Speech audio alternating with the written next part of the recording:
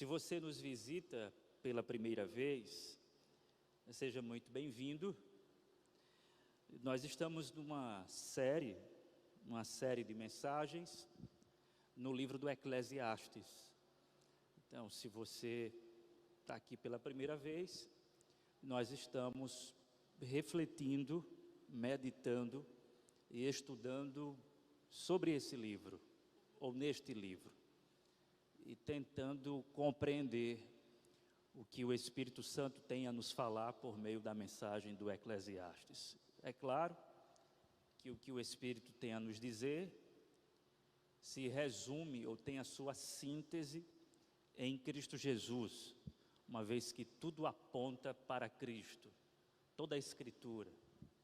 E a sabedoria do Eclesiastes, por exemplo, já que nós estamos no capítulo 7, a unidade proverbial, que é uma unidade de sabedoria do Eclesiastes, aponta para a sabedoria suprema, que é Cristo Jesus, a revelação de toda a sabedoria de Deus.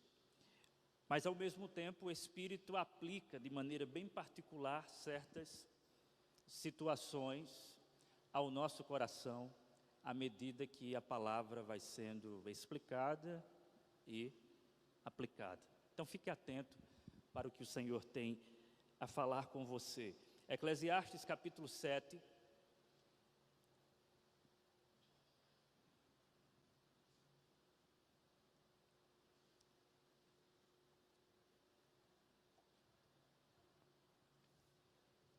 Livro do Eclesiastes, capítulo 7. No domingo passado nós meditamos do verso 1 ao verso 4, e hoje nós iremos ler e meditar do verso 5 ao verso de número 14.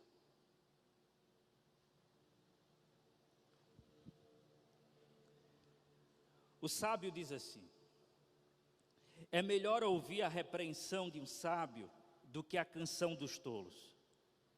Tal como o estalo de espinhos debaixo da panela, assim é o riso dos tolos. Isso também não faz sentido. A opressão transforma o sábio em tolo, e o suborno corrompe o coração.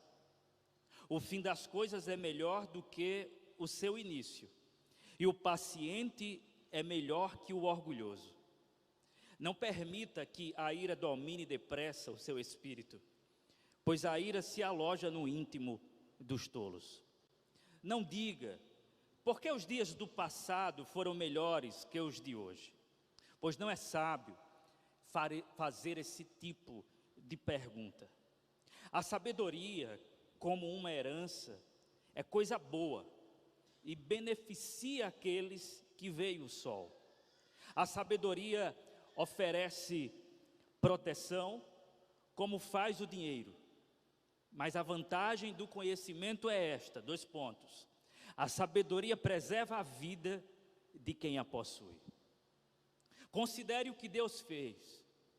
Quem pode endireitar o que Ele fez torto? Quando os dias forem bons, aproveite-os bem. Mas quando forem maus, ruins, considere uma coisa: Deus fez tanto um quanto o outro, para evitar que o homem descubra alguma coisa sobre o futuro. Senhor, nós estamos diante da Tua palavra, e o anseio do nosso coração é ouvir a Tua voz. Que o Teu Espírito ressoe nos bastidores do nosso coração, aplicando a Tua santa palavra. Fale poderosamente conosco, edifique, exorte e console as nossas vidas. Faz isso para a glória do Teu nome, para o bem das nossas almas. Assim oramos, no nome bendito de Jesus Cristo. Amém.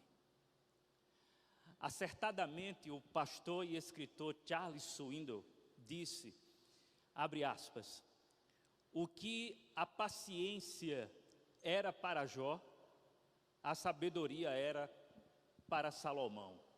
Fecha aspas. De fato, irmãos, nós não questionamos a sabedoria de Salomão.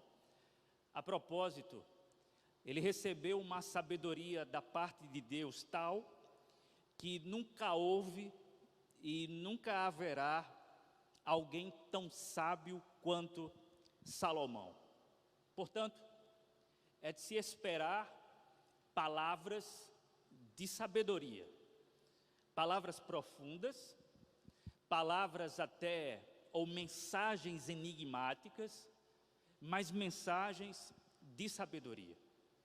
O que não falta a propósito nessa unidade proverbial, que são pérolas de sabedoria para a vida, o que não falta é a sabedoria de Salomão. Nós estamos defendendo a autoria salomônica, isto é, Salomão é o responsável por esse texto, e as palavras que nós encontramos aqui são palavras de Salomão, mais precisamente, provérbios de Salomão, inspirados por Deus. Portanto, encontramos no diário de Salomão, já que temos aqui um diário, é algo que ele escreve para si mesmo, acerca da sua própria vida, como também compartilha com os outros o seu diário. Temos aqui um diário de sabedoria, a partir de suas próprias experiências, a partir das suas próprias análises, a partir da sua própria perspectiva racional, a partir da sua própria perspectiva empirista, a partir daquilo que ele vê debaixo do sol. É a perspectiva de Salomão, só que é a perspectiva de Salomão sob inspiração divina. Nesse texto que nós acabamos de ler, fica claro, ao menos, o valor da sabedoria. Embora Salomão já tenha nos dito que a sabedoria não é tudo, porque a sabedoria, por exemplo, ela não pode ser elevada a uma categoria divina, haja vista que não pode resolver todos os nossos problemas, tais como doenças irremediáveis e a morte. A sabedoria não é suficiente para estas coisas. Não obstante, a sabedoria tem o seu valor, assim como o dinheiro. Assim como o dinheiro não é tudo, contudo, o dinheiro tem o seu valor e o seu lugar. É justamente essa comparação que Salomão faz nos versículos 11 e 12 acerca da sabedoria. Note, a sabedoria como uma herança é coisa boa e beneficia aqueles que veem o sol. A sabedoria oferece proteção, como faz o dinheiro, mas a vantagem do conhecimento é esta: a sabedoria preserva a vida de quem a possui.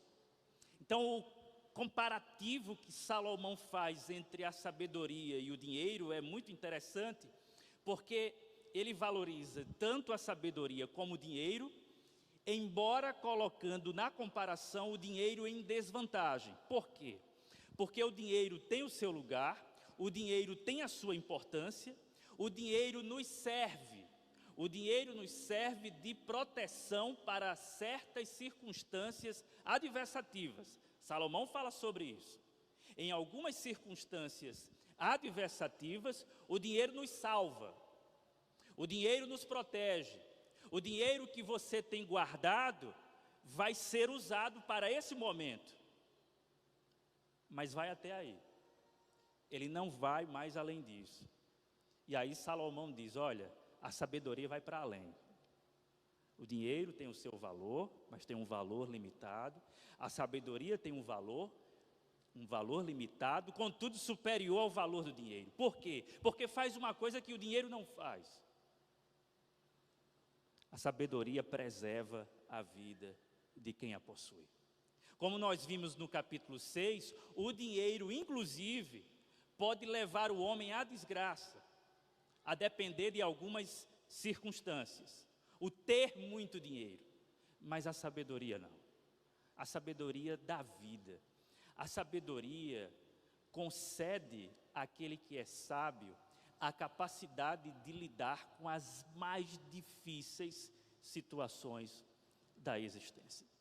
E é justamente na tentativa de orientar os leitores ou os ouvintes acerca do valor da sabedoria e do valor de um ser humano sábio que Salomão está escrevendo aqui.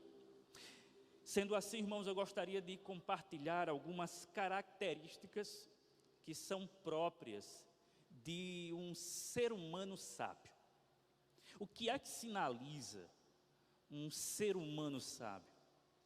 O que é que caracteriza um ser humano sábio?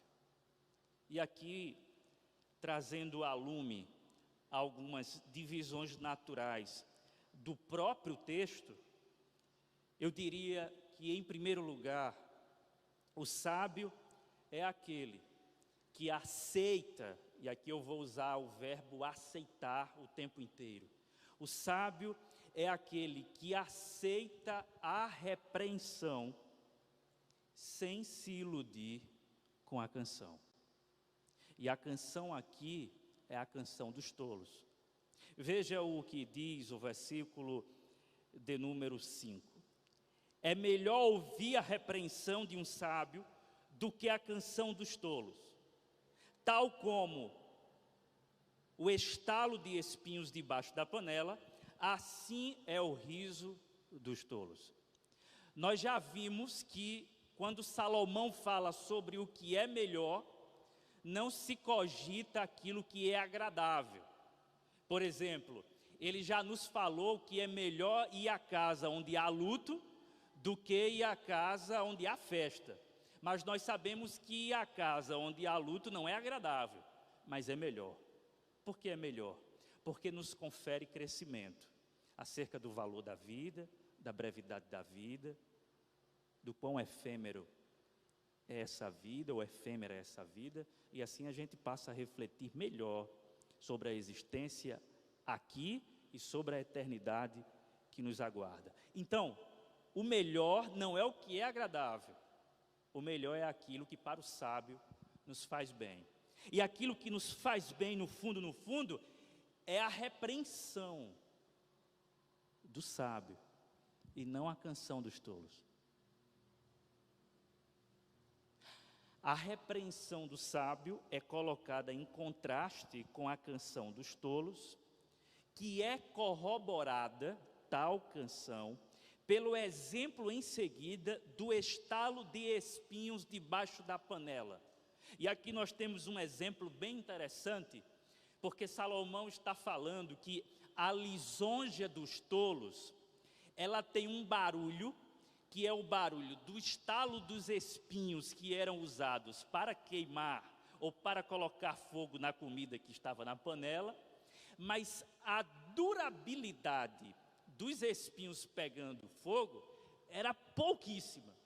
Então, já que Salomão está tratando de vaidade, daquilo que não dura, daquilo que é passageiro, ele está dizendo assim: olha, para a nossa vida, a lisonja dos tolos, o riso dos ímpios, a canção dos nécios, não nos serve.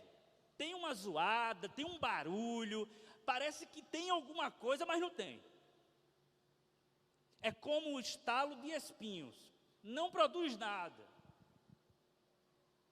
É o elogio, sendo mais específico aqui, o elogio do tolo, que tenta de alguma forma agradar ao seu ego, mas essa tentativa não produz nenhum efeito de crescimento na sua vida, apenas algum tipo de bajulação dessa pessoa que quer talvez se aproximar mais de você, falando o que lhe agrada e não aquilo que é melhor. E o contraste então é: o sábio é aquele que não fica encantado com a canção dos tolos, mas que fica dando ouvidos à repreensão do outro sábio. Se nós queremos crescimento espiritual, sobretudo na nossa vida, nós precisamos dar mais ouvidos à repreensão dos sábios. E com isso, irmãos, nós precisamos admitir que nós não temos todas as respostas, que nós não sabemos de tudo, que nós carecemos de correção, que nós precisamos de admoestação, que somos errantes no caminho e que precisamos de amigos para bater no nosso peito e dizer assim: você está errado, você está errado, você precisa voltar. E não simplesmente ficar recebendo tapinha nas costas daquele que diz assim: você é legal, mas que não diz a verdade para você. E Salomão está dizendo: olha, nós precisamos nos cercar de pessoas sábias, pessoas mais experientes, que enxergam a vida melhor e que podem dizer: olha, está errado isso aí. E a gente não gosta. Quem é que gosta de levar puxão de orelha aqui? Quem é que gosta de receber crítica? Ninguém gosta de receber crítica. Ah, é uma crítica boa. Ninguém gosta disso. Que crítica boa? Crítica não é boa. Crítica é crítica. A gente recebe, mata ali no peito, fica remoendo aquilo, mas vai nos fazer crescer. Vai nos fortalecer. Não é nada agradável. Mas Salomão está dizendo: olha, nós precisamos disso. Isso aqui é melhor. O sábio, ele está atento à repreensão do outro sábio.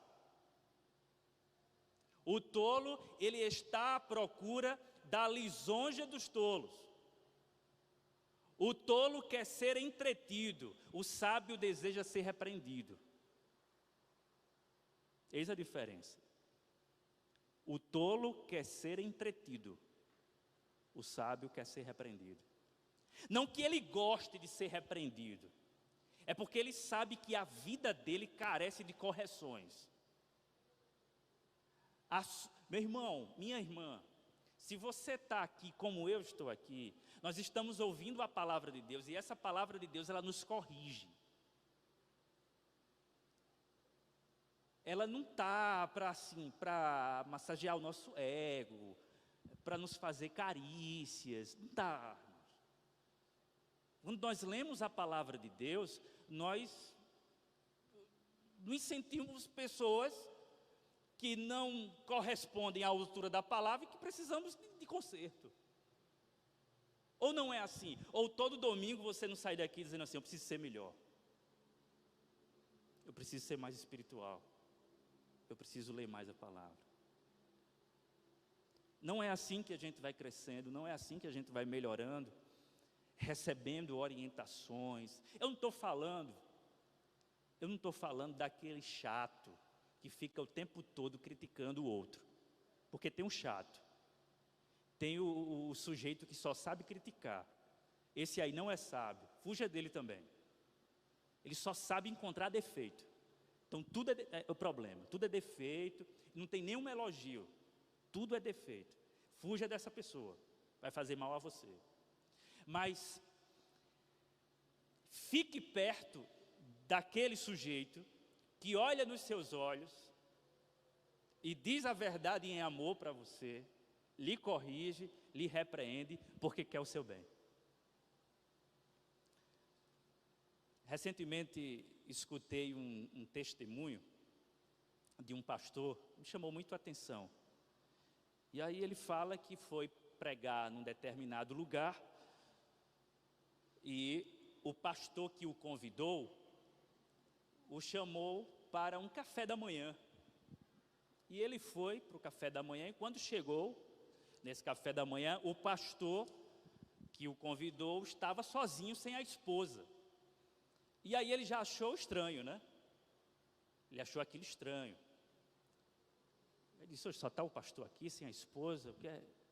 E aí o pastor disse: pastor, eu quero falar com o senhor.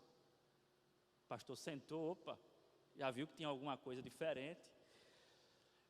E aí o pastor olhou para o outro pastor e disse: pastor, é o seguinte, eu queria ter esse momento a sós e dizer o seguinte: o senhor está se matando.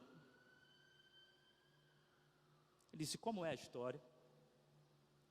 O senhor está se matando.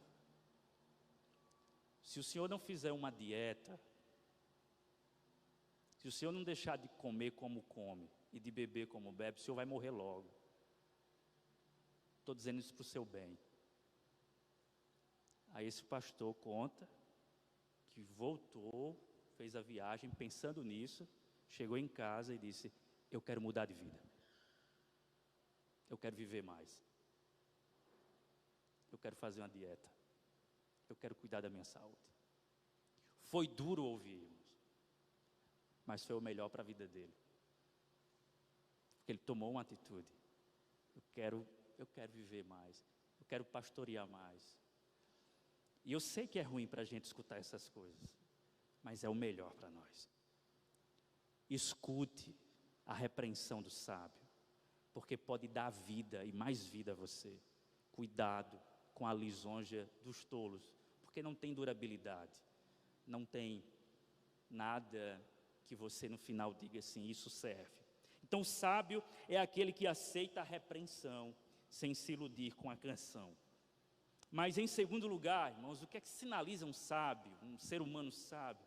O que é que caracteriza ele? Ele aceita também, em segundo lugar, ele aceita o processo sem buscar atalhos. Ele aceita o processo sem buscar atalhos. Veja o que diz o versículo de número 7. A opressão transforma o sábio em tolo, e o suborno corrompe o coração. Temos aqui um versículo bem provocativo, porque ele confessa que a opressão pode transformar o sábio em tolo. Veja, aquele que é sábio pode deixar de ser sábio e se transformar em tolo. Por quê? Por causa de um atalho. E que atalho é esse? Ficar rico por meio de atalhos. Porque ele diz, o suborno corrompe o coração. E aqui Salomão está falando de dinheiro e daqueles que querem ficar ricos, mas que não querem o processo de trabalhar para ficar rico, mas de pegar atalhos para ganhar muito dinheiro. É o que nós temos hoje por aí. Gente querendo ficar rica a todo custo, vendendo a própria alma, se entregando à corrupção. Gente que não tem nenhuma ética, que faz de tudo pelo dinheiro, porque o Deus é o dinheiro. Não quer se sacrificar no trabalho para conquistar, mas quer atalhos, sem sacrifício, para adquirir mais e mais. Irmãos, isso não funciona. Segundo Salomão, não é sábio. Até funciona, de maneira pragmática funciona. Tem muita gente rica por meio de caminhos ou de atalhos desonestos. Funciona. Mas Salomão está dizendo, mas não é sábio. Isso aqui não é sábio. E nós precisamos ficar atentos a isso, irmãos. Porque até o mais sábio aqui da igreja pode ter o coração corrompido pelo desejo de ficar rico. E isso pode levar a atalhos que não são condizentes com o caminho do Evangelho. Agora, isso se aplica também, irmãos, à igreja evangélica que tem prometido para... Eu falo igreja evangélica de modo geral, tá? Igrejas evangélicas que têm uma ênfase na prosperidade e que têm prometido esses atalhos. Tem prometido riqueza às pessoas. Tem prometido prosperidade. E aí, isso também não funciona. É como tem uma charge de dois irmãos conversando do lado de fora de uma igreja, e um deles estava praticamente sem roupa, né? E conversando com outro irmão, dizendo assim, o culto da prosperidade foi uma bênção hoje. Ele deixou tudo na igreja, né? Tem uma história, irmãos, que me contaram isso, né? O pastor estava lá pedindo aos fiéis aquilo que eles tinham no momento para conseguir alguma coisa melhor. E tinha um irmão que estava querendo um carro novo, aquela coisa toda, e o irmão disse que não tinha dinheiro, que não tinha como contribuir para entrar naquela campanha de prosperidade, e que a única coisa que ele tinha era uma moto velha. E aí o pastor disse: não, mas pega essa moto, doe essa moto, que o Senhor vai lhe dar um carro novo. E aí o irmão olhou para o pastor e disse: pastor, diga a Jesus que fique com um carro novo e deixe eu com a moto velha. Não confio nisso, não. Muito cuidado com esses caminhos. Muito cuidado. Há todo um processo, irmãos, de construção. Há todo um processo espinhoso para adquirir bens, para conquistar. Não é pecado isso, tá? Eu já falei aqui, não é pecado. Você querer a prosperidade, você querer ter algo melhor para a sua família, não é pecado isso. Agora, há muita ralação, irmãos. Há muito trabalho, muita gente aqui vai acordar cedo amanhã de manhã para voltar para o trabalho e conquistar o seu pão. E esse é o caminho.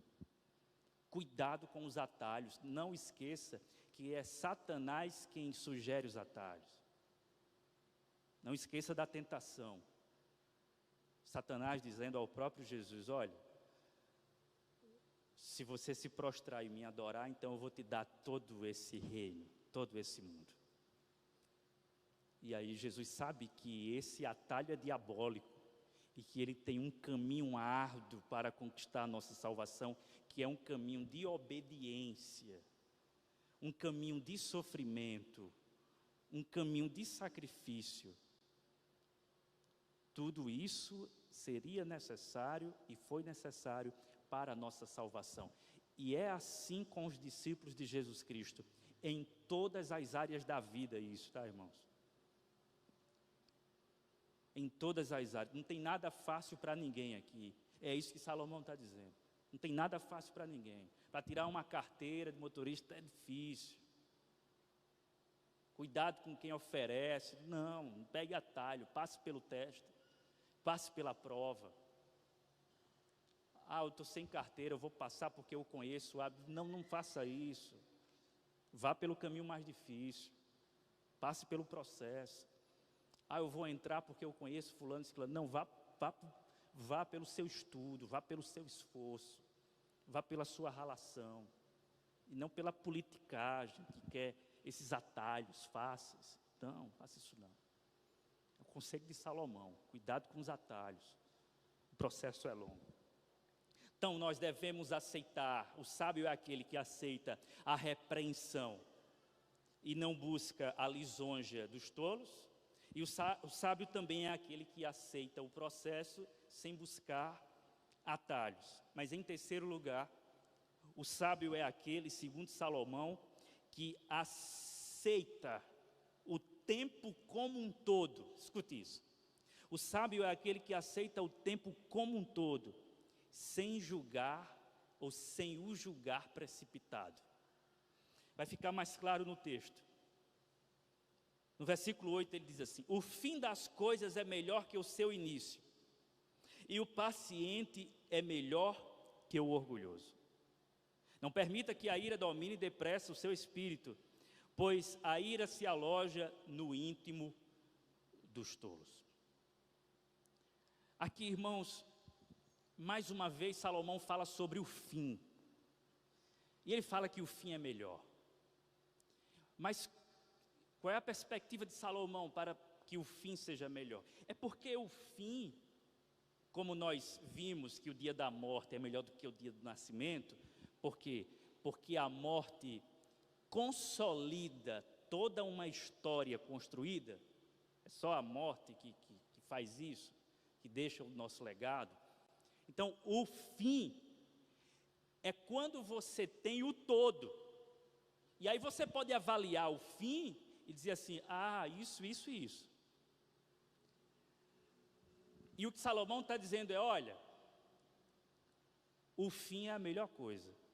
Porque aí a gente pode fazer uma avaliação honesta e dizer como foi. Mas não se precipite. Enquanto o fim não chegar, não se precipite. O fim das coisas é melhor que o seu início. E o paciente é melhor que o orgulhoso. Não permita que a ira domine depressa o seu espírito, pois a ira se aloja no íntimo dos tolos. Você está numa mesa conversando, e aí chegou alguma fofoca sobre fulano. E aí essa fofoca caiu no colo de vocês, e aí vocês estão discutindo, e alguém ali se ira, porque é uma situação para se irar, e de repente alguém diz, eu não falei que assim. Calma. A conversa chegou de uma forma que você não sabe. Quem está passando também, possa ser que esteja sendo precipitado no tipo de informação que está julgando uma determinada situação. Calma. Ou então, esse relacionamento aí não vai dar certo. Espera aí, nem começou, tem calma. Não, mas eu já sei que não vai dar certo. No fim, deixa o fim chegar. Não nem começou. Então, nós assumimos esse lugar de juiz sobre a vida dos outros. Rapaz, isso não vai dar certo. Eu sei que nós temos as nossas análises, os nossos julgamentos, as nossas ponderações. O problema é quando nós nos precipitamos nisso e fazemos recortes sem esperar. Fazemos recortes de tempos e de situações. E até mesmo quando uma coisa ruim acontece, a gente diz, eu não falei, eu não disse, mas calma, isso é parte da história. Isso não é o fim, não. Vamos esperar o fim. Tenha calma, tenha paciência. Fulano está indo para a igreja, mas não está dando fruto. Tenha paciência. O fruto é a última coisa que se dá numa árvore. Tenha paciência. Está indo para a igreja, mas não vejo mudança. Calma. Que tanta pressa é essa? Não, porque tem que... Não. Salomão está dizendo, é melhor o paciente. É melhor aquele que diz assim, vamos deixar a história acabar. Vamos deixar o silêncio reinar para a gente opinar. Agora tem muita zoada, tem muito barulho, tem muita opinião. Calma. Espere. Ore ao Senhor, diga, Senhor, eu não quero agora me precipitar nisso. A ira tomou conta do seu coração, você quer dizer alguma coisa? Tenha paciência. Não é o momento de falar, não é o momento de agir, não é o momento de ligar, não é o momento de mandar mensagem. Calma, deixa a ira passar. Salomão está dizendo que o tolo aloja a ira no coração e ele se precipita com isso.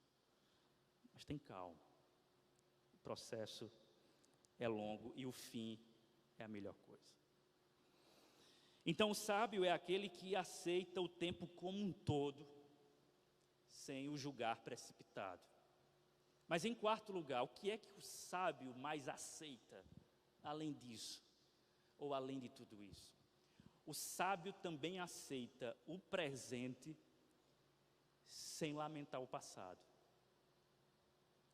Não é isso que Salomão diz, no versículo de número 10? Não diga, porque os dias do passado foram melhores que os de hoje.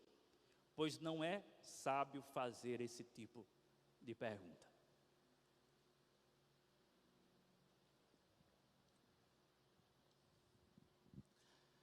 Quando o presente está comprometido com alguma provação, nós temos essa tendência de voltar lá no passado e celebrar aqueles dias áureos, aqueles bons velhos tempos. Lá atrás era diferente. Lá atrás era melhor. Naquela época era... Salomão diz, olha, você não tem boa memória não? Lá atrás também era provação. Lá atrás também tinha tempo ruim. A vida é feita de momentos. E não é sábio fazer essa afirmação. Não é sábio dizer que lá atrás era melhor e que agora está pior. Não é sábio fazer esse tipo de avaliação.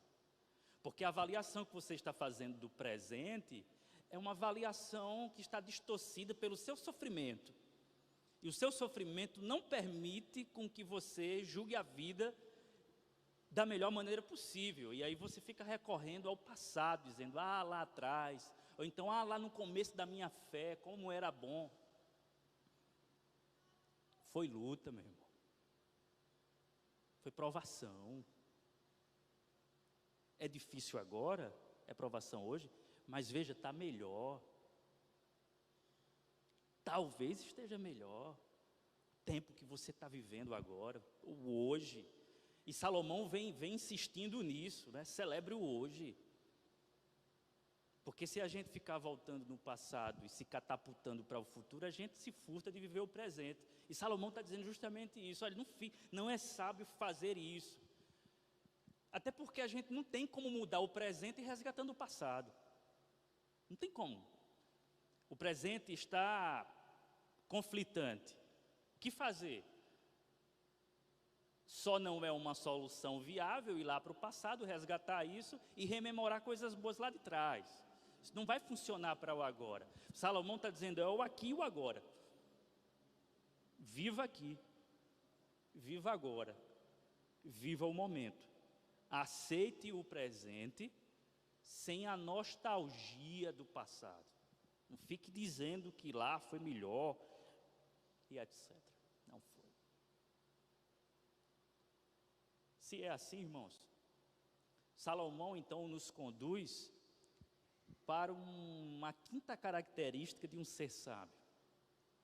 Um ser sábio é aquele também que aceita a providência, seja ela doce, seja ela amarga.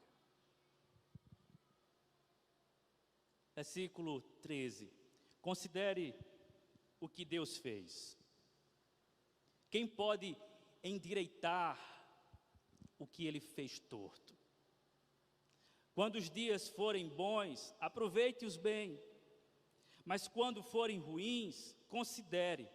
Deus fez tanto um quanto o outro, para evitar que o homem descubra alguma coisa sobre o seu futuro.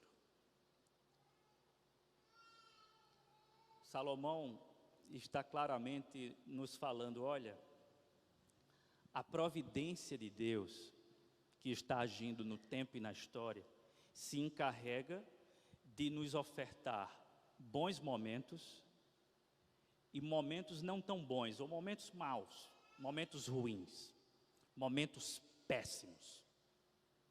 E Salomão diz, considere, quando os dias forem bons, celebre os dias.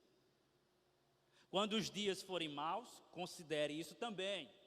É Deus quem está produzindo isso, com um propósito, para que o homem não saiba o que há de vir. Bem, isso limita o homem na sua situação de criatura, ou na sua condição de criatura, e faz com que o homem respeite e tenha reverência pelo Criador, que sabe o que está fazendo com o nosso passado, com o nosso presente e com o nosso futuro. Às vezes nós nos apressamos e nos perguntamos, fazendo julgamento precipitado, por que isso está acontecendo agora, Senhor? Porque logo agora na minha vida, não podia ser agora, tinha que ser ou lá atrás ou mais na frente, mas agora não. E aí o que Salomão diz, olha, aceita a dor, aceita o sofrimento, aceita também a alegria. Quando Deus te der alguma coisa, quando Deus te der alguma riqueza, quando Deus te der férias, quando Deus te conceder alguma bênção, considera isso, se alegra. Mas quando os dias forem maus, considere também. Isso vem do Senhor. É a torção na porção. Esse foi um dos títulos de um sermão pregado pelo teólogo escocês Thomas Boston. A torção em nossa porção. Esse sermão, que fala sobre a soberania de Deus, com base nesse texto que eu acabei de ler, é um sermão produzido depois que o pregador escocês, Thomas Boston, que sofria muito com enfermidades, sua esposa também sofria bastante, mas ele não faltava um púlpito, ele não faltava uma pregação, embora muito sofrimento na vida. Ele teve 10 filhos, morreram 6. E esse sermão foi fruto da perda de um segundo filho. Quando ele colocou o primeiro de Ebenezer, e o primeiro morreu, e quando veio o segundo, ele ficou meio reticente para colocar o mesmo nome, e se perguntou, e se o Senhor levar? Mas aí botou o mesmo nome. A criança nasceu muito doente, depois de uns dias, o Senhor levou. Quando todo mundo pensava que ele ia dar as costas ao Senhor e deixar o ministério, ele pregou o sermão. Com base nesse texto aqui, quem pode endireitar o que ele fez torto? E aí ele diz, essa é a nossa torção na nossa porção. E no sermão ele vai dizer, nesse mundo, não há nenhuma porção de Deus para a nossa vida, sem que tenha uma torção, porque não há perfeição. Há muita coisa torta aqui, e que a gente não pode endireitar, e que a gente não pode mudar, e que a gente só pode aceitar. Tem uma oração, não é? Que está nos 12 passos do AA. Uma vez eu falei isso de púlpito, aí uma irmã depois chegou e disse, pastor, o senhor fez parte do AA? Eu disse, não, mas eu sei. Uma das orações é, Senhor, dai-me serenidade, ou nos conceda serenidade para aceitar aquilo que nós não podemos mudar. Serenidade para aceitar aquilo que nós não podemos mudar. Às vezes falta em nós a oração da serenidade. A oração que diz assim, eu não tenho como mudar isso, e é assim mesmo. Muita gente fica com raiva do Senhor, porque o Senhor não atende a oração, porque o Senhor não está... Porque tem coisa, irmãos, que não pode ser endireitada. E que ele diz, vai ser torcida, vai ser assim. Mas por que, Senhor? Salomão diz, olha, Deus fez tanto um quanto o outro para evitar que o homem descubra alguma coisa sobre o seu futuro. Mas de uma coisa nós sabemos. O futuro que Deus tem para nós é um futuro de paz e não de mal. É um futuro de bênção e não de maldição. Dias bons e dias maus produzem em nós a imagem e semelhança de Cristo Jesus. Ele está trabalhando em nós por meio da sua agridoce providência. Quando nós pensamos nisso, vale lembrar da história do menino que ganhou o cavalo, que vocês já escutaram aqui. Um menino que tinha um sonho de ter um cavalo, menino pobre, e aí um homem de muito dinheiro, de muita posse, comprou um potro para ele, e disse, toma aí, meu filho. E é um menino muito feliz com seu potrinho, chegou para o seu pai e disse, pai, ganhei isso. Aí o vizinho olhou e disse, rapaz, ele é um menino sortudo. Aí chegou para o pai e disse, que sorte é essa, hein? Teu filho ganhou um potro. Aí o pai disse, se é sorte ou se é azar, quem o pode dizer? O potro fugiu, foi embora, desapareceu, o menino ficou chorando. Aí o vizinho chegou para o pai do menino e disse, rapaz, que azar do teu filho, que azar é esse? Ele ganhou um potro perdeu, o potro foi embora, ninguém sabe onde está. Aí o pai disse: rapaz, se é sorte ou azar, quem o pode dizer? Depois de muitos dias o menino achou o seu potro, não mais um potro, mas um cavalo reprodutor com muitos outros cavalinhos. E aí veio aquela manada de cavalos, ele fez uma cerca. Aí o vizinho olhou, chegou para o pai do menino, disse: rapaz, que sorte essa, hein? Que sorte essa do teu filho, ganhou um cavalo, o cavalo fugiu, de repente ele volta com uma manada dessa, está rico, está feito, é sorte, né? Disse: se é sorte ou se é azar, quem o pode falar? De repente o menino cai do cavalo, estava brincando com o cavalo lá, ele já era um jovem na verdade, brincando com o cavalo, cai, quebra a perna, fica acamado, e aí o vizinho chega para aquele pai e diz assim: mas rapaz, que azar é esse? Que azar é esse? O pai disse: se é sorte ou se é azar, quem o pode falar? Estourou uma guerra, chamaram todos os jovens daquela região, menos o rapaz que estava acamado, porque não podia participar. E o vizinho chegou para aquele pai e disse: que sorte a tua, todo mundo foi chamado para a guerra, menos o teu filho, que sorte. E aí aquele pai disse: se é sorte ou se é azar, quem o pode falar? Sabe, irmãos, na nossa vida tem dessas coisas, dias bons, dias ruins, mas nunca será nem sorte e nem azar. Tudo será a agridoce providência de Deus em nossas vidas, preparando-nos para o melhor. Se alguém disser: olha, sorte tua, você diz assim: providência de Deus na minha vida. Se alguém chegar e disser assim: ó, azar teu, por isso azar nada, providência de Deus na minha vida, Deus está trabalhando, eu não sei explicar, é mistério divino, mas o que Ele está fazendo na minha vida é para o meu bem e não para o meu mal. Sábio é quem aceita a providência de Deus, seja ela doce, seja ela amarga. Curve a sua fronte e vá ao Senhor em oração.